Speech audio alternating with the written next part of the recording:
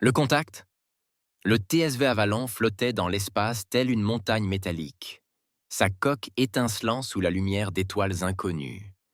Avec ses 7 kilomètres de long, ce vaisseau de classe Titan représentait l'aboutissement ultime de l'humanité en matière d'ingénierie spatiale, une cité spatiale autonome, conçue pour l'exploration des profondeurs. Le vaisseau abritait plus de 12 000 personnes, scientifiques, militaires, ingénieurs et leurs familles, tous s'aventurant plus loin de la Terre que n'importe quel humain avant eux. Sur le pont de commandement, la capitaine Eliza Chen se tenait debout, les mains jointes dans le dos, observant l'écran principal avec une intensité silencieuse. À 42 ans, Chen avait obtenu son commandement après 20 ans de service exemplaire au sein de la flotte spatiale terrienne.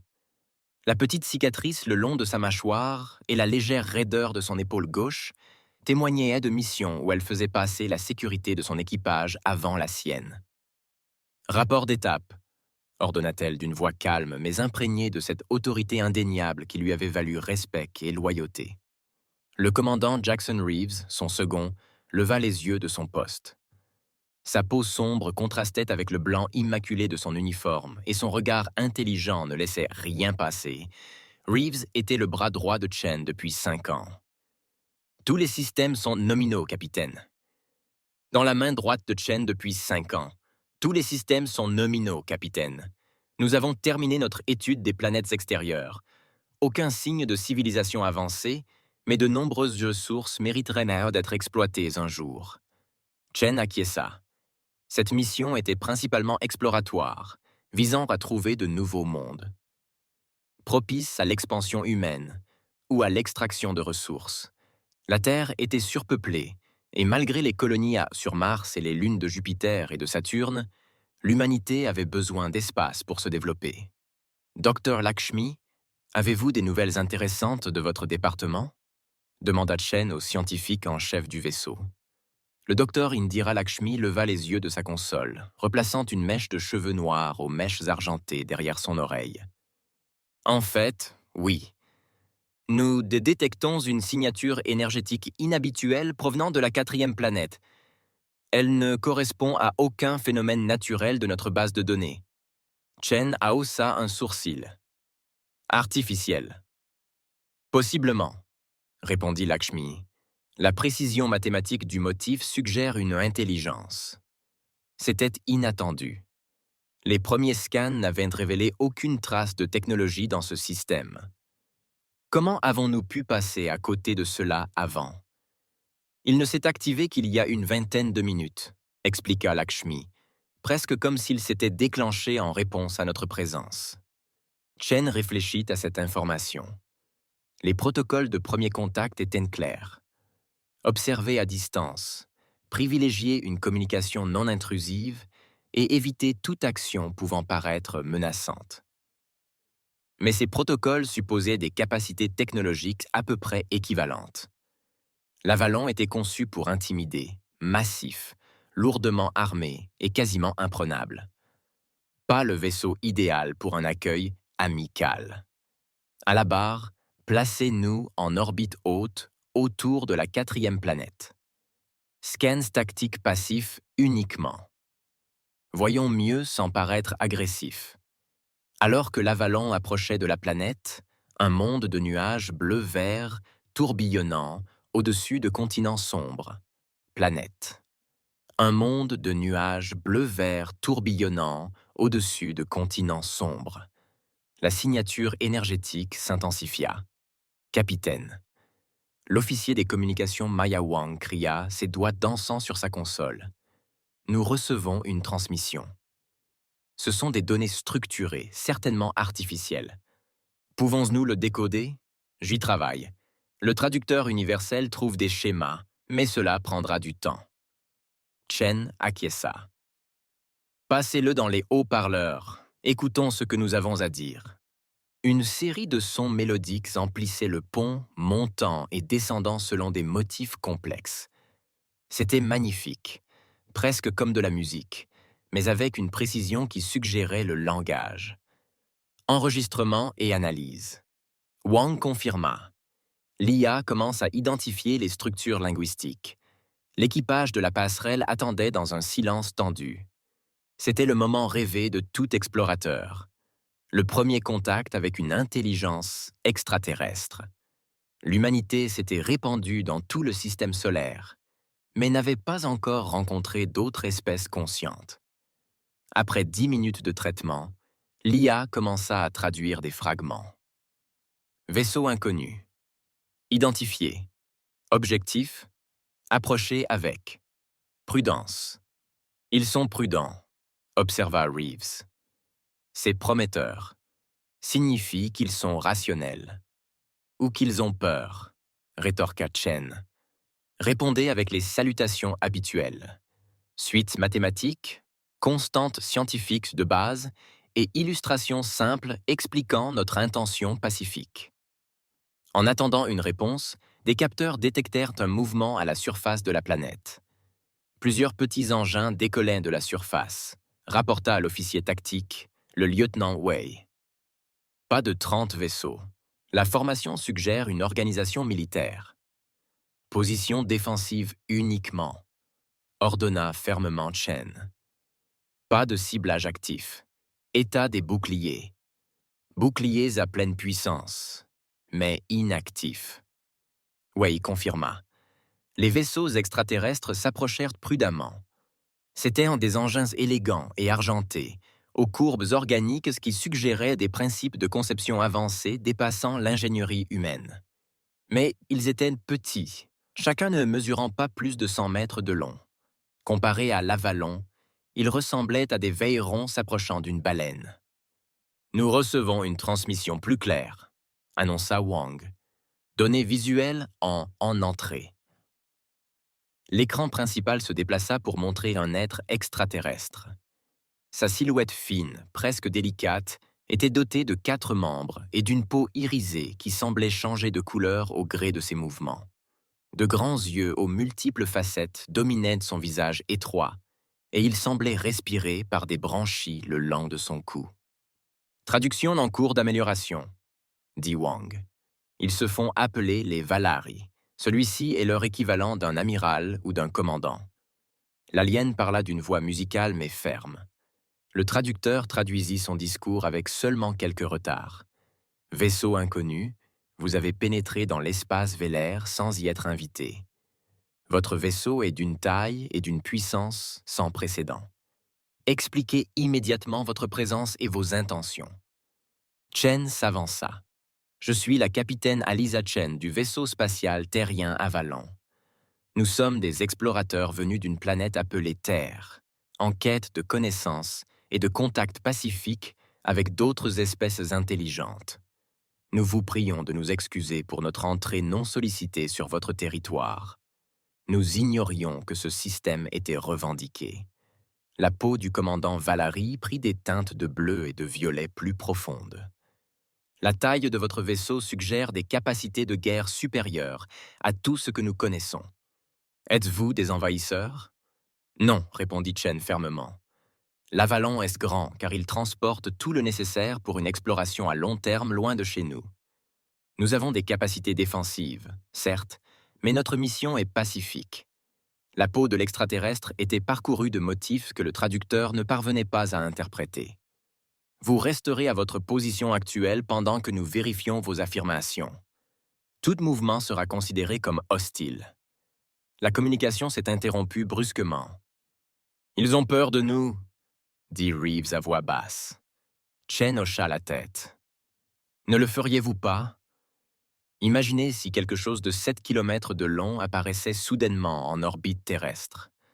Leurs vaisseaux maintiennent leur distance, rapporta Wei. Aucune signature d'armes n'a été détectée, mais ils se sont positionnés pour nous surveiller sous tous les angles. Le docteur Lakshmi s'approcha du capitaine. Leur technologie est impressionnante. Ces vaisseaux présentent des caractéristiques de propulsion bien supérieures à nos capacités. Mais quoi ? Demanda Chen. La production d'énergie est étonnamment efficace. Propre. Pas de radiations inutiles. Ils sont technologiquement supérieurs à nous à bien des égards. Chen a pris cette information en considération. Pourtant, ils sont clairement intimidés par notre taille. La taille ne fait pas tout, a rétorqué l'ingénieur en chef Kazuo Tanaka depuis son poste. Mais la masse et la répartition des ressources comptent.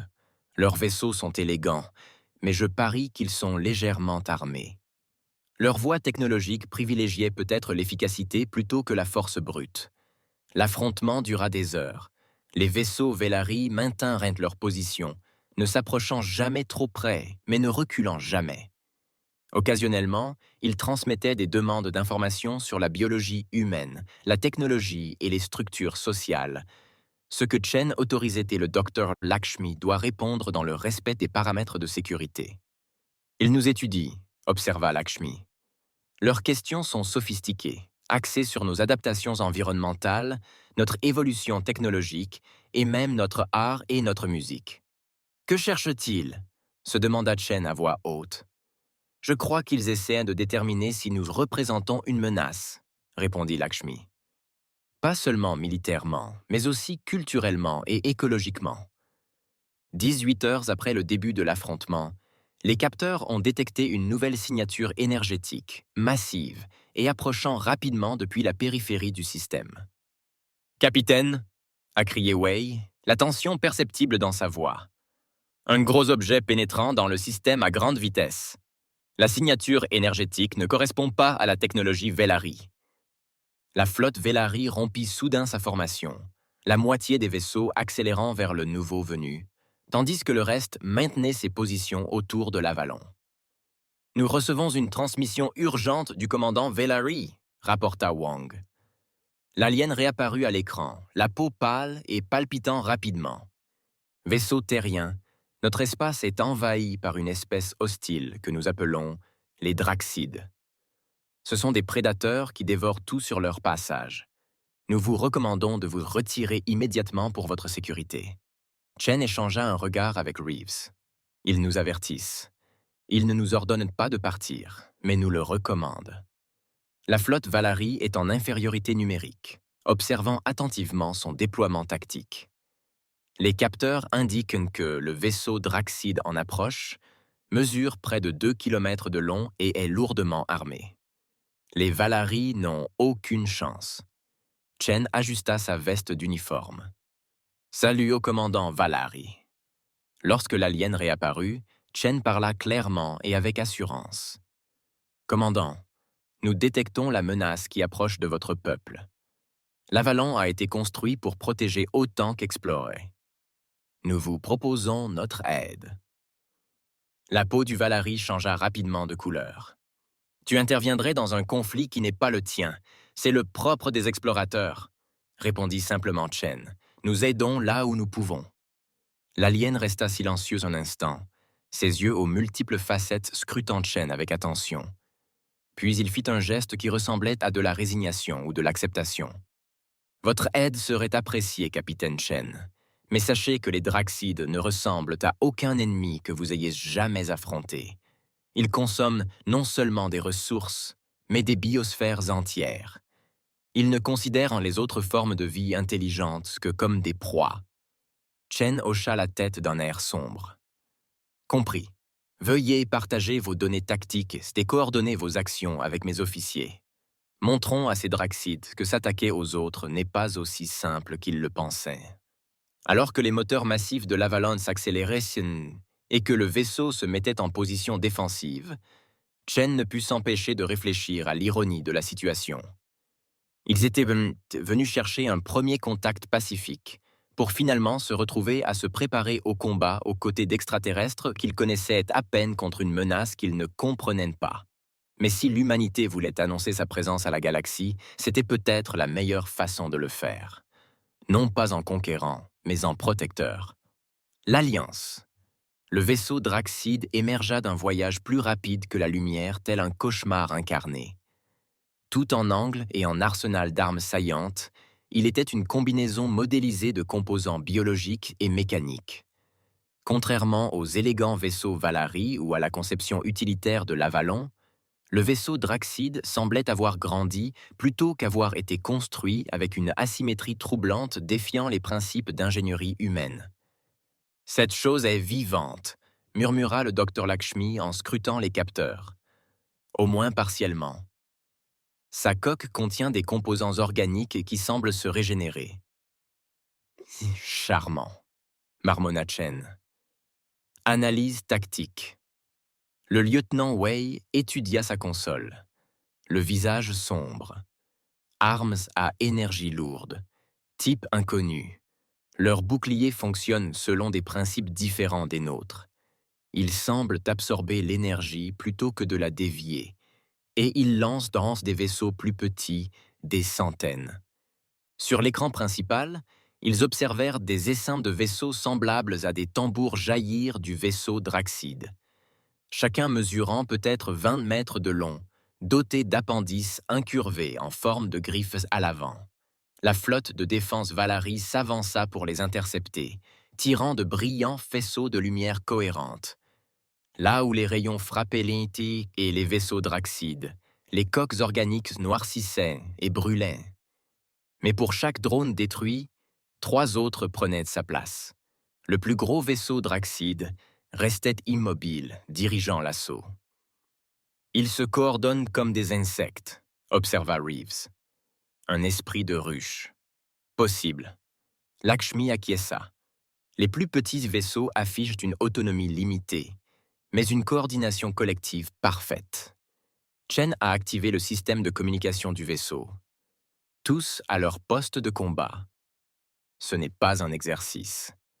Système d'armes en service. Boucliers au maximum. À travers l'Avalon, 12 000 humains se préparaient à la première bataille interstellaire de l'humanité. Les familles se sont déplacées vers des zones centrales sécurisées. Les équipes scientifiques se sont reconverties en personnel médical d'urgence et les stations d'armes ont mis en service des technologies jamais testées en combat réel. Les Valari subissent de lourdes pertes, rapporte Wei. Leurs armes sont efficaces, mais limitées en portée et en puissance. Déplacez-nous entre le Draxide et la planète, ordonne Chen. Ciblage actif des essaims de drones.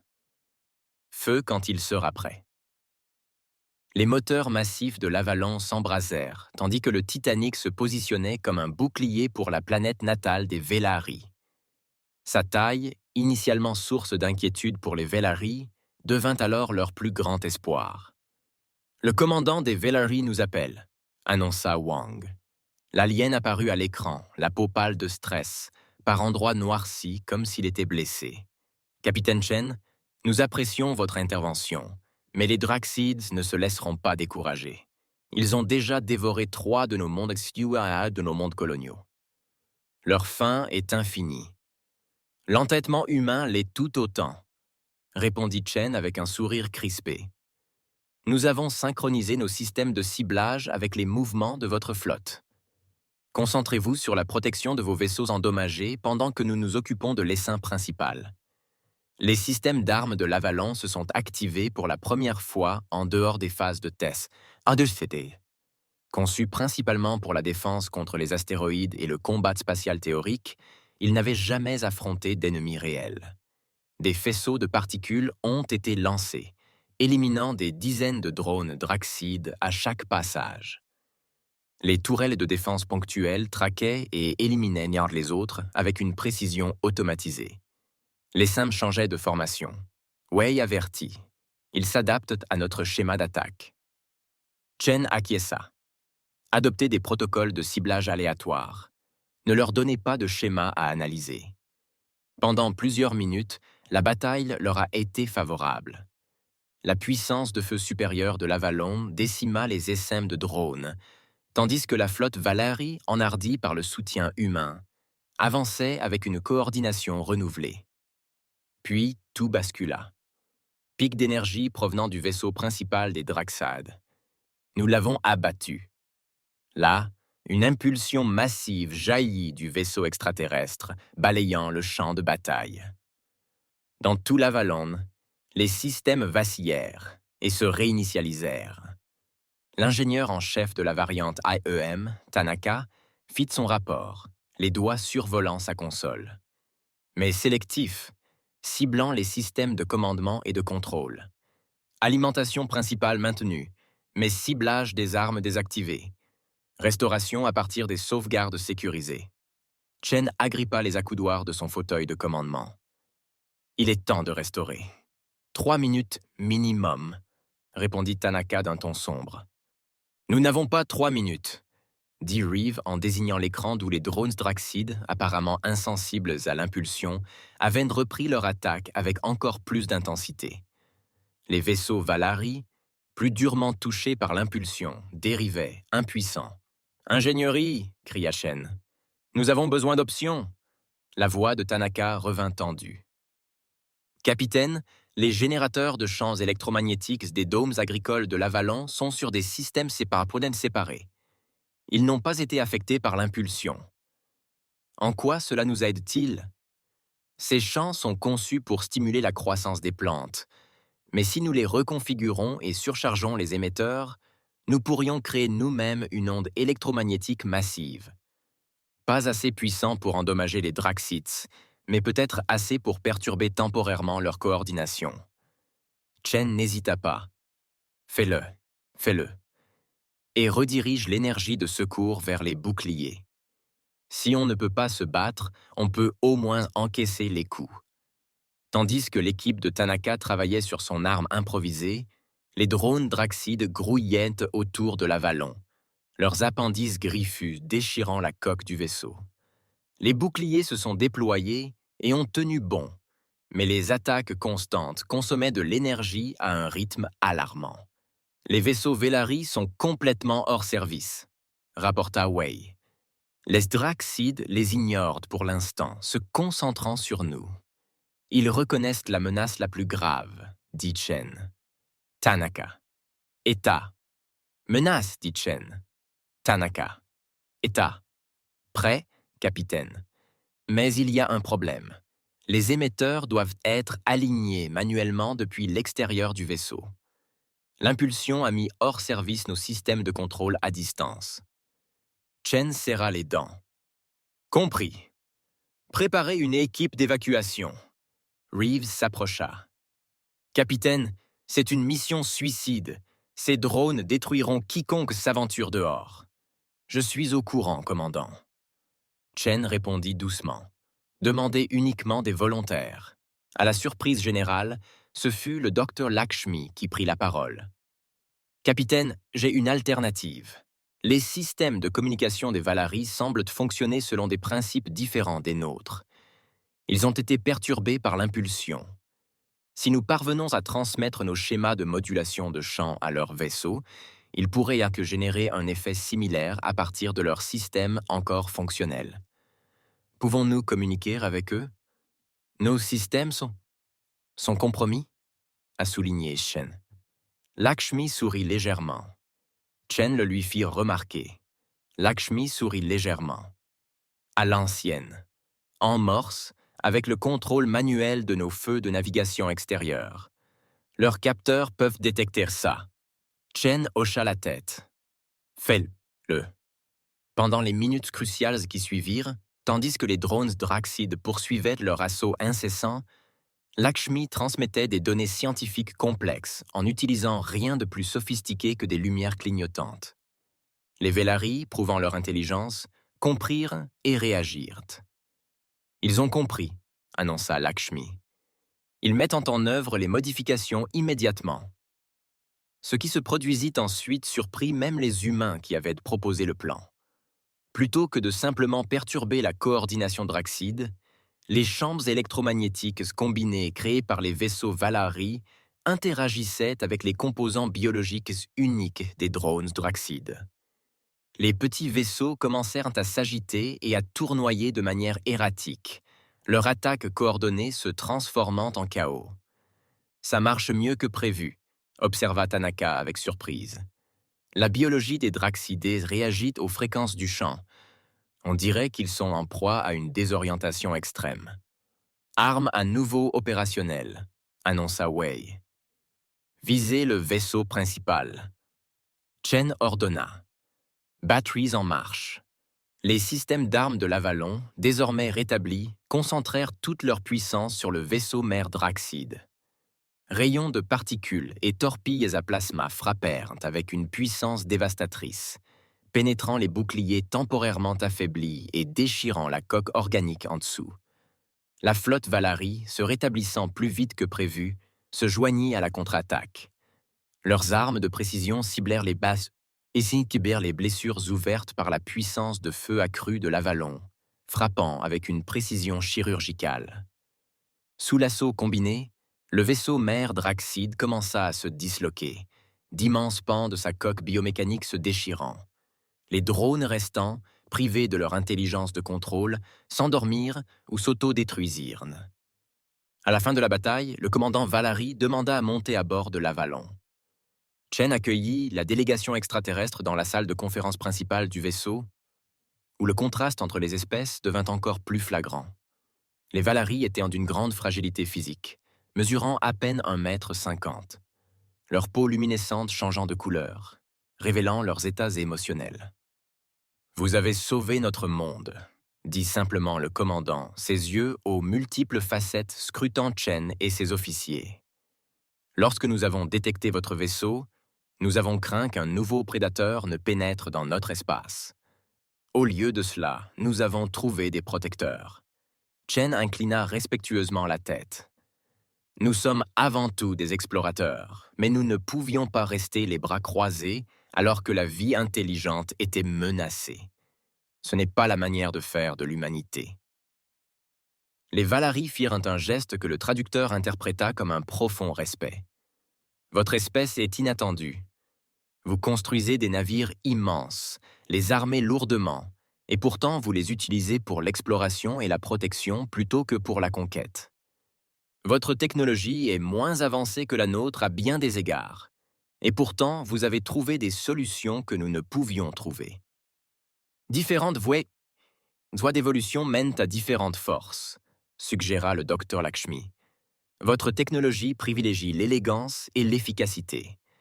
La nôtre reflète notre histoire marquée par la persévérance et parfois la force brute qui nous a permis de surmonter les difficultés. Une combinaison puissante, observa le commandant Valari.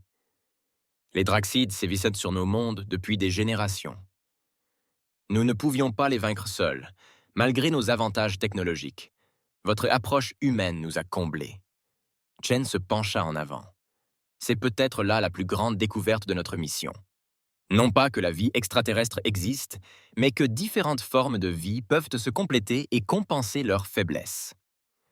Une alliance, suggéra le Valérie, dont la peau se teinta de bleu et de vert prometteur. Un début. Chen acquiesça avec un sourire. Et n'est-ce pas là le but de l'exploration? À mesure que les réparations de l'Avalon progressaient, humains et Valari travaillaient côte à côte, chacun apprenant de l'autre. Les scientifiques échangeaient leurs connaissances. Les ingénieurs comparaient leurs techniques et les spécialistes culturels s'attelaient à la tâche complexe de construire une compréhension mutuelle entre des espèces si différentes. Dans l'histoire de la Terre, les premiers contacts entre différentes cultures avaient souvent été désastreux pour les moins avancés technologiquement. Mais ici, parmi les étoiles, l'humanité avait trouvé une voie différente, entrant dans la communauté galactique non pas en conquérant ou en victime, mais en partenaire. L'Avalon, construit pour projeter la puissance humaine vers l'inconnu, était devenu un pont entre les mondes. Et tandis que la nouvelle de l'Alliance parvenait vers la Terre, l'humanité se préparait à prendre sa place dans un univers plus vaste, non pas seul, mais aux côtés d'amis dont les différences les rendaient plus forts ensemble que séparément.